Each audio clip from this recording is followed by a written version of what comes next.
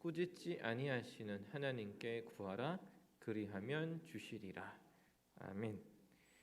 자, 그 질문을 하나 하면서 보려고 합니다. 그 여름에 공포 영화 좀 보셨어요? 공포 영화 안 보시나요? 무서워서 안 보시는 거 봅니다. 그죠? 저기 위에 계신 우리 전여혜 집사님 공포 영화 좋아하세요? 우리 PPT 화면 그 두 번째 화면 한 번만 보여주세요. 자, 여기 보면 대표적인 공포 영화들을 좀 가지고 왔는데 대표적이라고 할 수는 없죠. 근데 이제 저기 화면의 기준으로 그 왼쪽에 보면 갓을 쓰는 사람이 있는데 저게 뭐냐면 전설의 고향이에요. 황경석 장로님 전설의 고향 아세요? 그 전설의 고향 옛날에 무서운 영화죠, 그죠? 그래서 꼭 이제 명절에 큰 집이나 이게 친척들을 만나면 꼭 친척 형제들하고 꼭 저거 본다고요.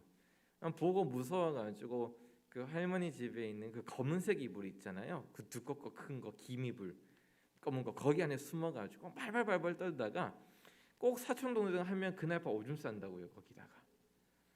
전설의 고향 보고 막 나올까 봐. 게다가 할머니 집이 시골 산기슭에 있어가지고 그 무섭다고요. 게다가 경상북도 봉화가 전국에서 제일 추운 곳이거든요. 그냥 추운데다가 무서워요. 막 너무 힘들었어요. 전설의 고향. 그리고 이 오른쪽 두 개 있는 것은 우리나라 나홍진 감독이 직접 제작하거나 이렇게 참여했던 그 영화인데 하나는 곡성이라는 영화고 하나는 랑종이라는 영화입니다. 이 두 영화, 랑종은 올해 7월인가 개봉한 영화고요. 아무튼 굉장히 무서운 영화라고 하니 저는 못 봤습니다. 볼 용기가 없어서. 저는 전설의 고향만 봐도 그날 밤에 그 여동생 끼워서 화장실 같이 갔었어요. 너무 무서워가지고 나타날까봐 제 앞에. 근데 그 이 공포에 대해서 이 사람에게 겁을 주는 거에 대해서 이 전설의 고향과 이 곡성과 롱종이 이야기하는 공포의 묘사가 달라요. 내용이 어떻게 다르냐면 첫 번째 이제 전설의 고향부터 이야기를 해볼게요. 전설의 고향은 이제 무서운 거, 귀신 뭐 이런 악이라고 할게요. 악한 사람한테 악. 그래서 이 악의 실체가 분명해요. 그리고 원인과 결과가 분명해요. 사람이 뭔가를 잘못했고 거기에 대한 벌로서 이 악이 다가옵니다. 이 구미호라든지 처녀귀신 같은 게 이 공포를 주는 사람은 대부분 원래 생전에 사람이었어요. 사람이었는데 이게 이 원수 같은 이 사람에게 한을 맺고 구천을 떠돌다가 귀신으로 나타나가지고 막 이게 다가와서 이제 복수하는 거죠. 사람의 한을 가진 존재. 그래서 정말 악한 거는 이 악이란 게 따로 있는 게 아니고 실은 사람이 제일 악하다라는 거 보여주는 거예요. 이웃에게 못되게 하거나 백성의 피를 빨아먹는 탐관오리나 부부의 연애를 함부로 하여 상처를 주거나 결혼했는데 마음이 안 들어가지고 달아나 서방님 그리워하다가 오매불만 기다리다가 결혼할 때 당시 한복 그대로 이렇게 이제 숨을 거둔 상태. 그 애처럼 악이라기보다는 사람이 가지고 있는 한과 슬픔에 대해서 이야기를 하고 있어요. 그래서 전설의 고향이 끝날 때 보면 규칙적인 게 하나가 있는데 뭐냐면 이 이야기는 하면서 이제 남자 설명이 붙는다고요.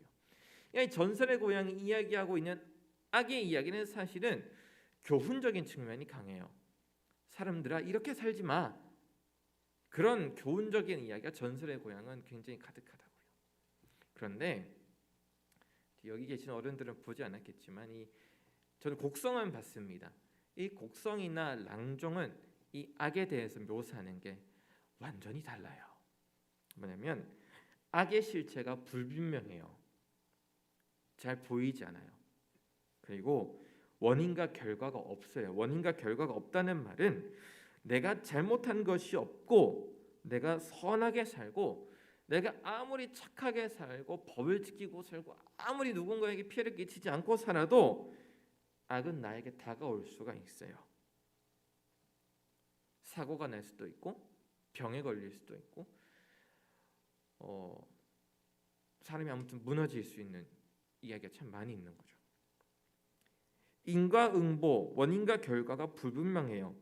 악이라고 하는 것은 모든 사람이 경험할 수 있는 항상 가까이 있고 누구든지 경험할 수 있어요. 예외가 될 수 없습니다.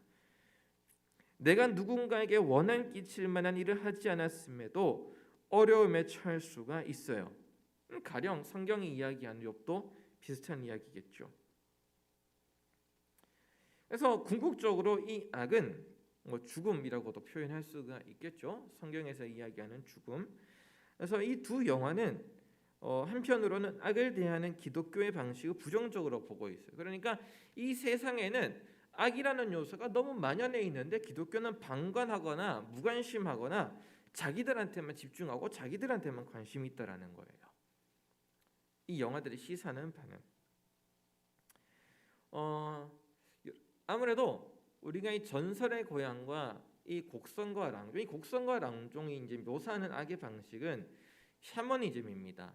우리나라의 무속 신앙이에요. 또 랑종이라고 하는 거는 태국의 무속 신앙인데 이 곡성과 랑종 무속 신앙을 소개하는 영화가 아닙니다. 이 무속 신앙, 이 두려운 존재라는 것을 통해서 사람의 세상에 가득한 어느 누구에게든지 다가올 수 있는 이 두려움과 악한 세상을 이야기하고 있는 영화인데 아무래도 전설의 고향보다는 곡성이나 랑종이 이야기하고 있는 이 악과 고통이 우리에게 조금 더 가깝게 다가와요.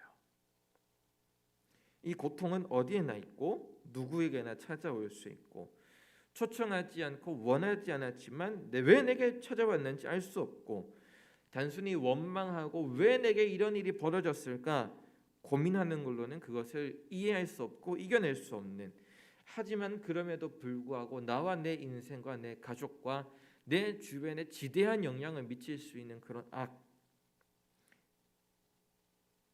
여러분, 사람을 상처내는 것은 언제든 어디에서든 일어날 수가 있습니다. 여러분, 예를 들어서 이런 거예요. 어제 토요일 저에게 좀 일이 일어났어요. 아이를 데리고 이제 할아버지 할머니 댁에 놀러 갔어요. 저희 아버지 어머니 댁이죠. 근데 이제 아이가 이제 26개월이니까 제법 컸어요. 그래서 찬송도 부르고 거기에 맞춰서 율동도 하고 재밌게 이제 재롱을 떨죠. 한참 즐겁게 놀다가 이제 어른들이 이야기하고 있는 사이에 어디서가 철푸덕하는 소리가 나는 거예요. 아니 무슨 일인가 봤더니 얘가 막 자지러지게 우는 거예요. 처음 봤어요, 그렇게 우는 거는. 그래가지고 데려다 놓고 제가 안고 진정시키려 하는데 진정이 안 돼. 진정이 울다 보니까 이제 아빠도 안 돼요. 엄마 부르라는 거예요. 엄마가 안고 달래는데도 진정이 안 돼요. 그래서 어디가 다쳤나 보니까 머리를 다쳤나 뭐 멍도 안 되고 약간 흠집이 있길래 이 정도면 조금 그치겠다고 달래는데도 안 달래줘요. 그랬더니 그러면 넘어지면서 손에 부딪혔나요? 손에 보니까 약간 찍힌 자국이 있는데 이거 가지고는 아이가 그렇게 울지 않는데 좀 이상한 거예요. 그래서 계속 진정이 안 되길래 진정이 되다가 울다가길래 보니까 이 왼쪽 약지 손가락 여기가 찢어졌는데 심하게 찢어진 거예요. 그러니까 저희가 보더라도 이 찢어져 가지고 지방하고 뼈가 보이기 시작하는 거예요. 그래가지고 얼른 병원에 데리고 갔어요. 그래서 생각보다 이제 심하게 찢어져 가지고 우리 아이의 이제 여기를 두 바늘을 꼬맸어요. 꼬맸는데 아이들은 마취를 할 경우에는 못 일어나는 경우가 많다고 그래요. 그래서 마취를 시키지 않고 그냥 생으로 마취를 하다 보니까 이제 애가 자지러지기 시작을 하는 거죠. 이제 응급실로 갔었는데 보호자는 한 분만 들어갈 수 있으니까 엄마가 들어갔어요. 제 아내가 들어가고 저는 밖에서 이제 기다리는데 좀 그래요. 아무튼 그런 일들이 발생을 하더라고요. 그래서 왜 이런 일이 우리한테 생겼을까? 그런 고민을 너무 많이 했었어요. 그래서 그런가 야고보서는 지혜를 구하라 말씀을. 이게 무슨 소린가? 왜 갑자기 생뚱맞게 지혜를 구하는 이야기가 나오는가? 여러분, 이 사람을 손상시키는 일, 하나님의 거룩한 현상, 사람을 사람들에게 하는 것에서 우리를 탈락시키고 망가뜨리고 상처를 주는 일은 우리에게 예고 없이 다가와요. 교통사고를 당할 수도 있고 믿는다고 하더라도 예수님이 나를 지켜주신다고 믿지만 우리가 암이 걸릴 수도 있고 또는 우리 아이가, 우리 남편이, 우리 가족이 누군가에게 상처를 입을 수도 있고 폭력을 당할 수도 있고 무엇이든지요. 이런 것들은 예고 없이 다가오기 때문에 우리가 예비하기가 어렵습니다. 그래서 우리는 약간의 준비를 미리미리 함을 통해서 문제가 생겼을 때의 리스크를 줄이거나 혹은 문제가 생긴 이후에 사후 조치를 할 수밖에 없어요.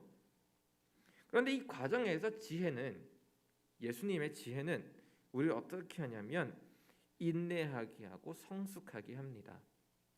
그것이 야고보서가 이야기하는 지혜입니다. 여러분, 인내한다라고 하는 것은 정말로 봐야 될 것을 볼 수 있는 힘입니다. 여러분, 인내하지 못한다면 분노하고 분개하고 앞뒤 전후 좌우 사정을 가리지 않고 내가 생각하는 대로 막 질러가지고 분노하기 바쁘죠. 근데 인내한다라는 것은 정말 봐야 될 것을 보는 힘이에요. 알아야 할 것을 알기 때문에 인내할 수 있어요. 일어날 문제에 대해 성숙한 판단을 할 수 있는 힘이 있기 때문에 가능합니다. 여러분, 아까 제 아이가 다쳤을 때를 생각을 해보면, 여러분, 아이가 넘어졌을 때 중요한 건 함께 있던 어른들이 저와 아내와 고모와 할아버지 할머니 5명 어른들이 있었는데도 아이를 왜 보호하지 못했을까 꾸짖고 그 원인을 찾는 거 곱씹어 질문하는 것은 정답이 아닙니다. 그런데 우리 대부분이 인생을 그렇게 살아가요.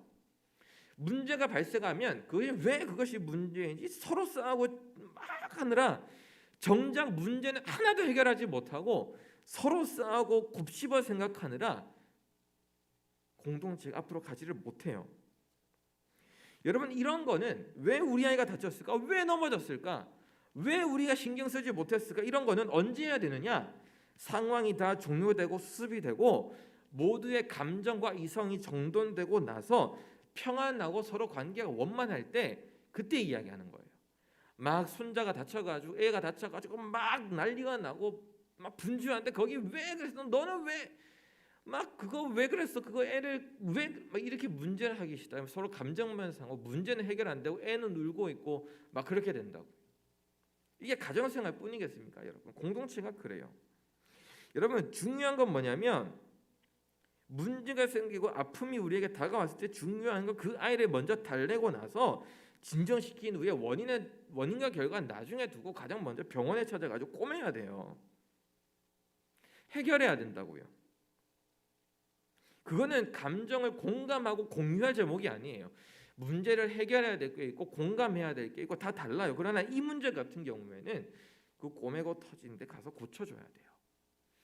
원인과 결과 따지고 소모적인 논쟁하느라 이 다친 거 그냥 두고 해결하지 못하면 더 골마가지고 썩는다고요. 염증이 생기고. 그 상황에서 진짜 중요한 건 아이를 고쳐줄 의사 선생님이에요. 왜 다쳤는지, 왜 이런 일이 벌어졌는지를 지나치게 곱씹는 것은 문제 해결에도 내 마음의 건강에도 그리 유익하지 않아요. 두 번째, 그 자리에서 모두 이 손녀를 사랑하고 조카를 사랑하고 다 사랑하는 사람들이기 때문에 다들 당황했을 거라고요. 교회를 확장해 봅시다. 다들 교회를 사랑하시잖아요. 그 내용과 똑같습니다. 여러분, 이 악을 예수님께서도 경험을 하셨어야 됐어요.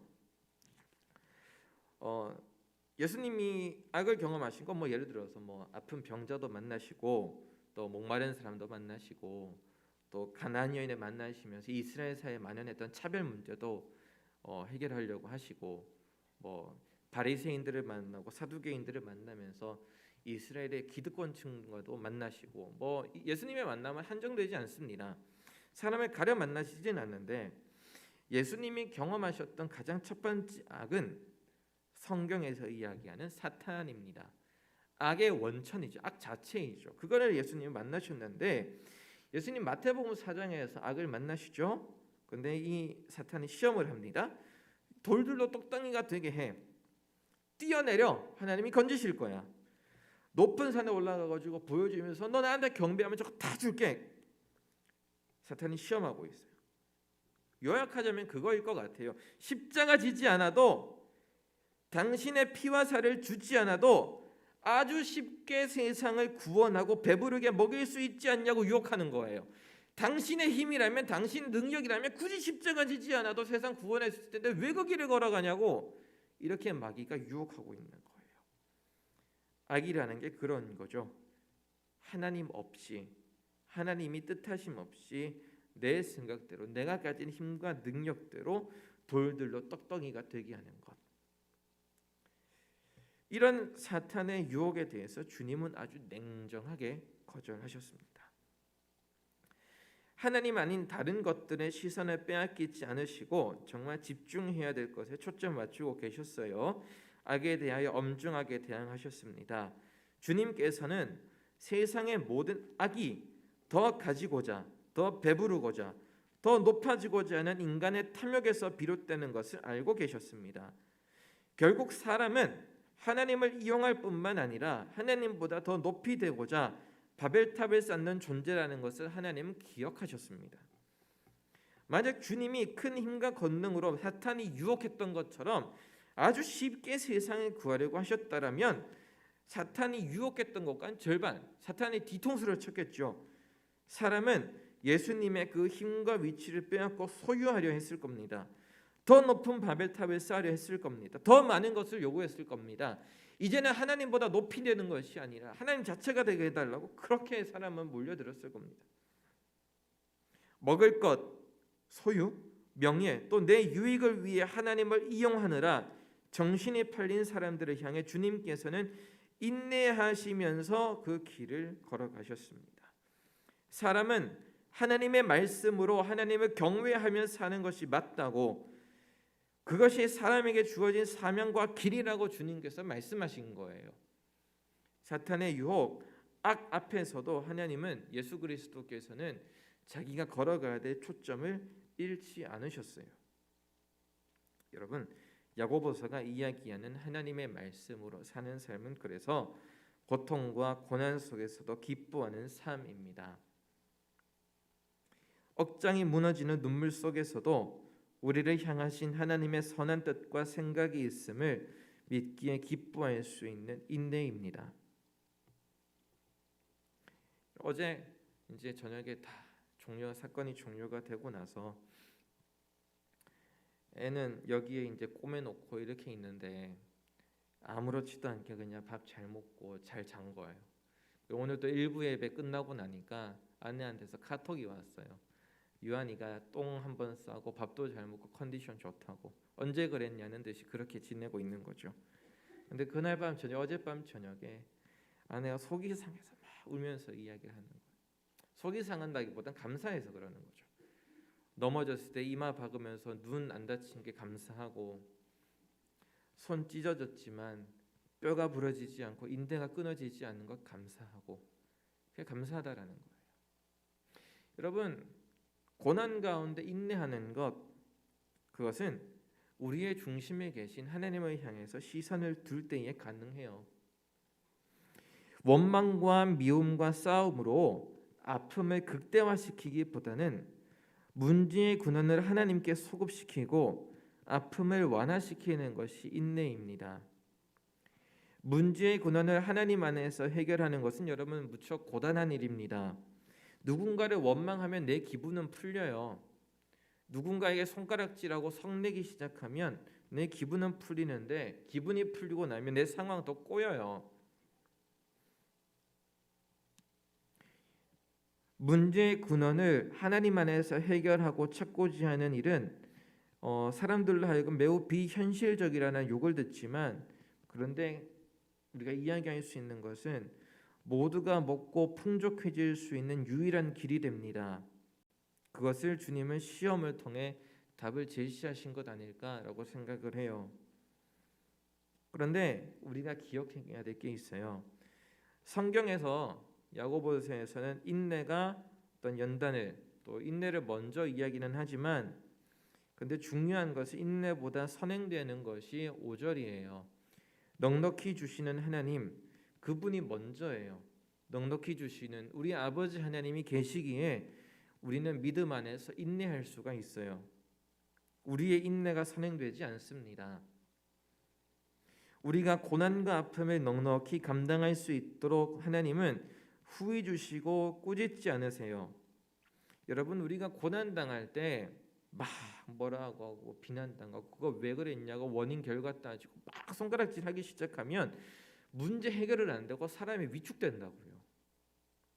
움트러들어요. 여러분, 가정생활, 부부생활할 때 아내가 남편한테 잔소리 하잖아요. 남편이 그 잔소리 듣고 고쳐질 줄 아시죠? 아니에요. 남편은 조마조마해요. 해결이 안 돼요. 그래서 남편이 칭찬해 줘야 돼요. 그거예요. 하나님은 후회 주시고 꾸짖지 않으셔서 우리를 위축시키지 않으시고 우리에게 넉넉히 베풀어 주시는 분이에요. 그리고 세상에서 살아가며 고난당하는 주의 자녀들을 향해서 뭐라 말씀하시냐면 내가 너의 아빠야 라고 이야기하신다고요. 하나님께 중요한 것은 문제 해결이나 무엇이 있느냐 없느냐가 아니라 당신이 사랑하시는 저 사람과 하나님 사이에 이 온전한 관계가 하나님은 중심이라고요. 그래서 로마서 8장에서 바울은 이렇게 이야기를 하죠. 우리가 아주 잘 알고 있는 누가 우리를 그리스도의 사랑에서 끊으리요 환난이나 곤고나 박해나 기근이나 적신이나 위험이냐 칼이랴 기록된 바 우리가 종일 주를 위하여 죽임을 당하게 되며 도살당할 양같이 여김을 받았나이다 함과 같으니라. 그러나 이 모든 일에 우리를 사랑하신 이로 말미암아 우리가 넉넉히 이기느니라. 내가 확신하노니 사망이나 생명이나 천사들이나 권세자들이나 현재일이나 장래일이나 능력이나 높음이나 깊음이나 다른 어떤 피조물이라도 우리를 우리 주 그리스도 예수 안에 있는 하나님의 사랑에서 끊을 수 없느니라. 그렇게 말씀하신다고요. 그래서 시편의 기자는 이렇게 고백하는 것 같아요. 시편 119편 71절을 보니까 고난당한 것이 내게 유익이라. 이로 말미암아 내가 주의 율례들을 배우게 되었나이다. 고난이 우리에게 유익이 되는 이유, 그래서 인내함으로 곱씹고 슬프고 힘들어도 우리에게 끊임없이 찾아오고 뜬금없이 다가오는 악에 대해서 우리가 인내하고 기뻐할 수 있는 이유는 무엇 때문이냐면 하나님의 말씀 때문에 그렇습니다. 나를 사랑하사 죽기까지 낮아지신 그리스도께서 오늘도 내 곁에서 나에게 말씀하고 계시다라는 것, 그것 말고 우리 믿는 자들에게 힘과 소망이 될 것 무엇 있겠습니까? 찾아보셨습니까? 못 찾으셨을 겁니다. 하나님의 말씀 외에 우리에게 넉넉한 것은 결코 없습니다. 그래서 믿는 자들은 항상 하나님의 말씀을 사모하고 찾기에 힘써야 됩니다. 하나님의 말씀을 사랑하는 상일교회가 되었으면 좋겠습니다. 우리 함께 기도하겠습니다. 우리 기도할 때 여러분 하나님 나에게 말씀해 주십시오. 내가 지금 이러이러한 상황이 있고 나의 삶이 이러한데 내가 하나님의 뜻대로 삶을 살아갈 수 있도록, 내가 인내할 수 있도록, 지금 나의 삶을 기뻐할 수 있도록 하나님 오늘 또 내게 말씀하여 주십시오. 우리가 그렇게 살 수 있는 이유, 아까 찬양이 참 좋았어요. 임재라는 찬양 아까 우리 찬양팀과 같이 불렀죠.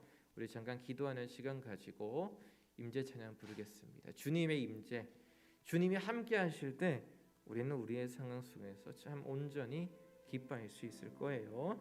잠깐 같이 기도하는 시간 가지겠습니다.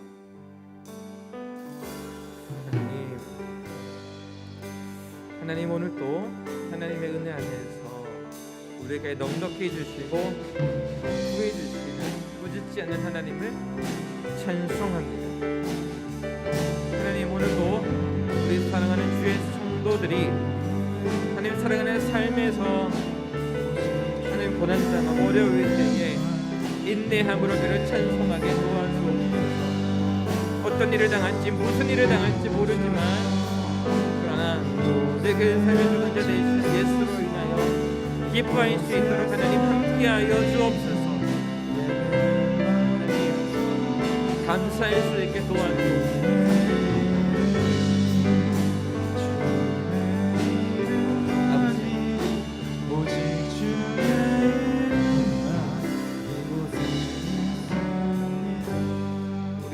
임재 찬양 부르겠습니다. 하늘의 문을 여소서, 이곳을